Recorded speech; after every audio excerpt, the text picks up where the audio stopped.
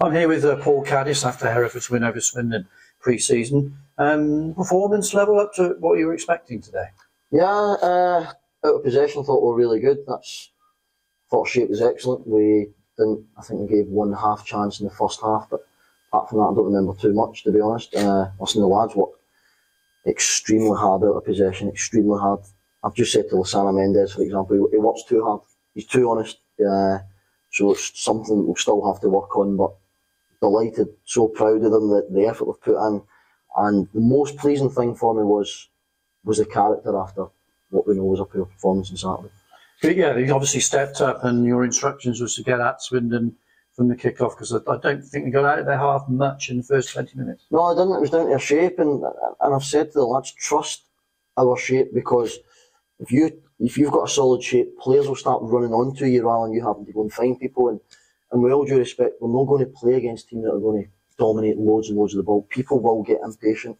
We'll start playing it forward, we'll start picking it up, and then that's when we can get forward players on the ball. But really pleased with, in particular, and I've mentioned it 3 or 4 times, the shape, but we probably should have had more goals, to be honest. That's me being ruthless and the kind of man I am. I always want to try and get the best we possibly can, but I can't fault the players at all. Swindon came here and they tried to play from the back. That's been drilled into them.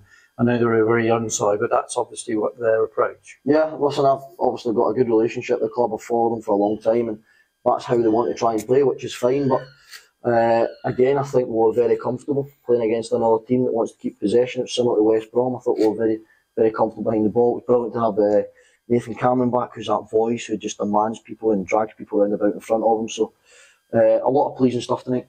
Yeah, obviously you changed things, gave everybody who was in the squad tonight at least 45 minutes. Important to do that.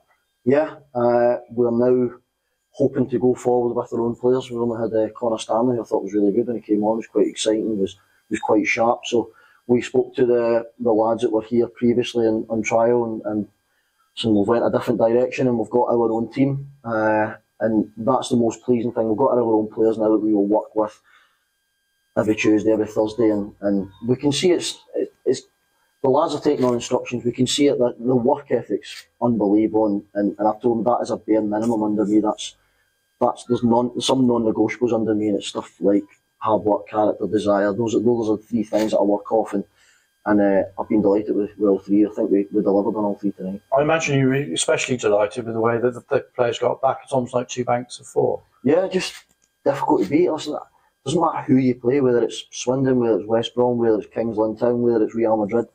If you can keep the ball out of the net, you will always have a chance of winning football games. It does not matter who it is. I think when I looked at the league, there was a lot of, when I first took the job, there was a lot of concentration mistakes. There was stuff that was happening that I just couldn't get my head around, to be honest. And I knew that when I came in here, if I can get players drilled and almost like in a shape where I know it's very difficult to beat, which we have done so far, then I know that this club can be successful, and we can be successful as a group. And what every club wants, and certainly Hereford have had a few down seasons, is a goal scorer. And with Jason Cowling producing the goods, that's looking very positive. It is. And another one who's, listen, I said when I signed him he'd be a fan's favourite. They love him already because he's everything this club epitomises. He works hard, he's got full of character. You see him there even at 2-0 against a young lad, he's wanting to ruffle him up. He's a goal scorer. I told him in the dressing room, though, I think that he can be more selfish in the box a couple of times, try to cut it back. I don't want the strikers in the box try and pass. I want him to put the ball in the back of the net. He scored 29 goals in 40 games last year. That's his job, and he obviously came up trumps tonight. But I've got absolutely no problems with Cowles. His work ethic's unbelievable, and I know that the goals will always come with him. Slight concern at the end, he hobbled off. You played the last few minutes with 10 men. Yeah. What's the latest with Jason? He just had a knock. I'll be honest, that was my fault, but not that he got the knock. I didn't kick him, but. And I'll be honest, I didn't know that when there's a paying crowd, you can't bring someone back on. Which, that's my fault, that's careless from me. So we played the last 5 minutes with 10 men, which was fine, because it was a different challenge for us for 5 minutes. What I thought you might do is send Curtis Pond up then. Yeah, imagine that, Jesus. Yeah, but it was good to get young Shea on as well. Shea's been training with us, he obviously came in Saturday. I thought the game didn't suit him as much as what I had planned. The plan was to maybe try and get him on the pitch on Saturday because he deserves it. He's worked hard, he's came in, his attitude's been top. But another thing that I was delighted with was the Nathan Pond assist. I'd signed him at Nathan Pond, sorry, Curtis Pond assist. I signed him because I knew his kicking ability is unbelievable. He's made a brilliant save as well in the first half. His kicking ability is brilliant, and I always had this vision of, can we get kills in behind straight from a goal kick, and we did from a direct kick. And if you can score in 2 passes, and why not score in 2 passes? You don't need 25 passes to go and score a goal.